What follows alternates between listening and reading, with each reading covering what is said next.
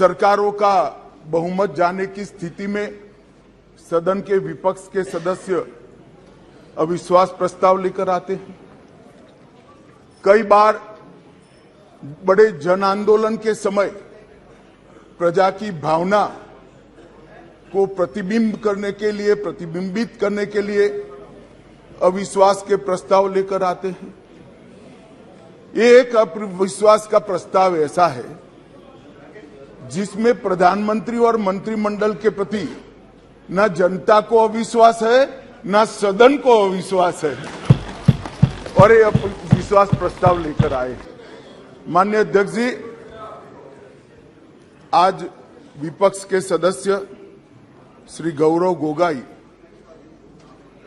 जो अविश्वास प्रस्ताव लेकर सदन में उपस्थित हुए थे, इस पर मैं मेरे विचार व्यक्त करने के लिए खड़ा हुआ हूं।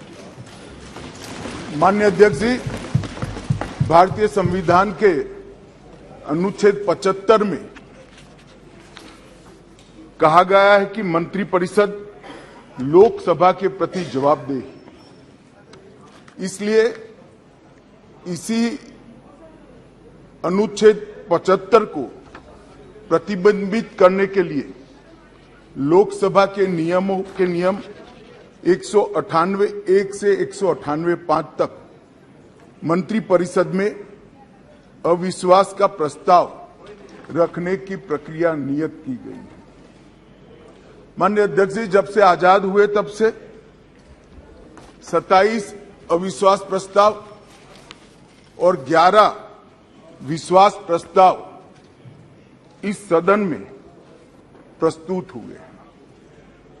कई बार सरकारों का बहुमत जाने की स्थिति में सदन के विपक्ष के सदस्य अविश्वास प्रस्ताव लेकर आते हैं। कई बार बड़े जन आंदोलन के समय प्रजा की भावना को प्रतिबिंबित करने के लिए अविश्वास के प्रस्ताव लेकर आते हैं।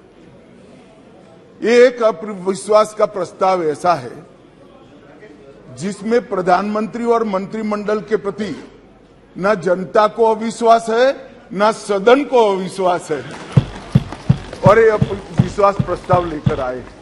माननीय अध्यक्ष जी, इसका उद्देश्य क्या है? इसका उद्देश्य जनता में भ्रांति खड़ी करने का उद्देश्य। मैं उनको इतना ही कहना चाहता हूं कि भाई, अविश्वास प्रस्ताव जब आप लेकर आते हो तो इस पर जो चर्चा होती है वो चर्चा में सरकार के विरोध में कुछ मुद्दे तो रख देते हैं। मैंने पूरे भाषण ध्यान से सुने और पूरे भाषण ध्यान से सुनने के बाद मैं निश्चित रूप से निर्णय पर पहुंचा हूं, ये अविश्वास प्रस्ताव केवल और केवल भ्रांति खड़ा करने के लिए लाया गया है। ये प्रजा की इच्छाओं का प्रतिबिंब नहीं। अल्पमत का तो सवाल ही नहीं है। अल्पमत का सवाल इसलिए नहीं है क्योंकि जब तक जो अविश्वास के प्रस्ताव के विरोध में बोले हैं और जो समर्थन सदन का दिखाई पड़ा है, मतदान होगा तब होगा जो कराएंगे तो, परंतु जो समर्थन दिखाई पड़ा है वो बताता है कि अल्पमत का सवाल नहीं है। और जनता में भी विश्वास है मान्यवर। जनता में विश्वास इसलिए है कि देश के 60 करोड़ गरीबों को उनके जीवन में नई आशा का संचार अगर कोई एक प्रधानमंत्री और एक सरकार ने किया है तो नरेंद्र मोदी सरकार। मान्यवर, मैं डिटेल बात बाद में करता हूं। मैं भी देश भर में घूमता हूं, जनता के बीच में जाता हूं। मैंने जनता के साथ कई जगह से संवाद किया है। कहीं पर भी अविश्वास की आछी पतली झलक भी नहीं दिखाई पड़ती। मैं बताता हूं दादा, बंगाल का भी बताता हूं। मान्यवर, ये सरकार, मैं इस सदन के सामने आपके माध्यम से और इस सदन के माध्यम से पूरे देश की जनता को बताना चाहता हूं और धन्यवाद भी करना चाहता हूं। आजादी के बाद कोई एक सरकार और कोई एक नेता में जनता को सबसे ज्यादा विश्वास है तो ये नरेंद्र मोदी जी की सरकार है। 2/3 बहुमत से दो बार एनडीए को चुना गया। पूर्ण बहुमत से दो बार भारतीय जनता पार्टी को चुना गया। 30 साल के बाद पहली बार पूर्ण बहुमत की स्थिर सरकार देने का काम ये देश की जनता ने लगातार 2 बार किया। और प्रधानमंत्री मान्यवर, ये प्रधानमंत्री ऐसे हैं जो आजादी के बाद देश में सबसे लोकप्रिय प्रधानमंत्री कोई है तो नरेंद्र मोदी। और ये मैं नहीं कहता, दुनिया भर के कई सर्वेक्षण कहते हैं आजादी के बाद सबसे ज्यादा एक भी छुट्टी लिए बगैर 24 घंटे में से 17 घंटे काम करने वाला कोई प्रधानमंत्री है तो नरेंद्र मोदी। मान्यवर, आजादी के बाद देश के हर राज्य में सबसे ज्यादा किलोमीटर और सबसे ज्यादा दिन प्रवास करने वाला कोई प्रधानमंत्री है तो नरेंद्र मोदी।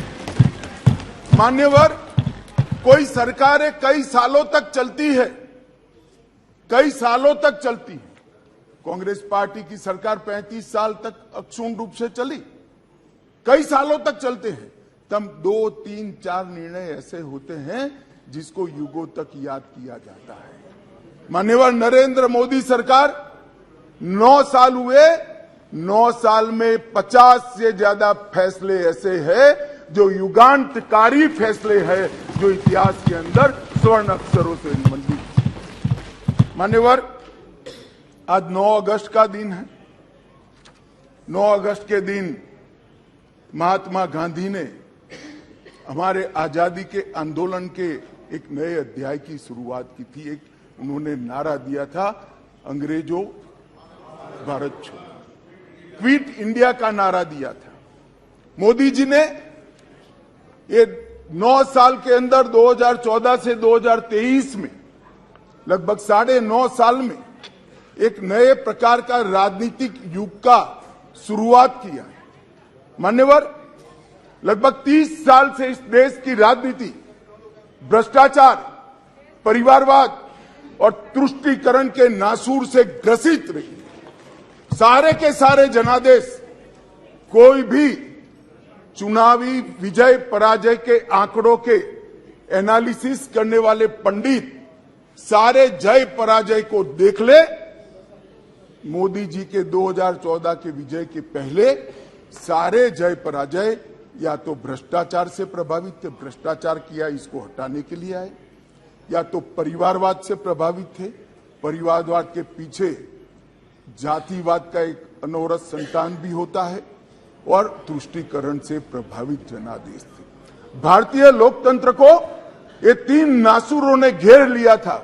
नरेंद्र मोदी जी ने भ्रष्टाचार, परिवारवाद और तुष्टीकरण को हटाकर पॉलिटिक्स ऑफ परफॉर्मेंस को तरजीह दी, और आज विकास जनता के फैसलों का निर्णय करता है। मगर फिर भी कहीं कहीं दूर तक